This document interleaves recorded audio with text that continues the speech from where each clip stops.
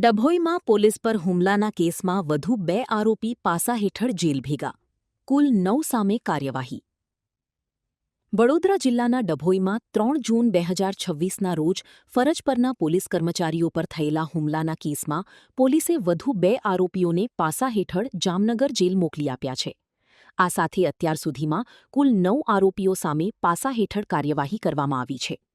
અગાઉ 4 આરોપીઓને પાલારા ભુજ જેલ અને 3 આરોપીઓને જામનગર જેલ મોકલવામાં આવ્યા હતા. રિપોર્ટર લાલભાઈ ભટિયારા, ડભોઈ. માં motor driving, safe and sure driving. Driving એ શોખ સાથે આપની મોટી જવાબદારી પણ છે. અમારા ઇન્સ્ટ્રક્ટર દ્વારા સચોટ અને સરળ માર્ગદર્શન. આપની રોજની તાલીમની માહિતી મેળવીને શું અધુરાશ છે એના ઉપર પૂરું ફોકસ કરાય છે.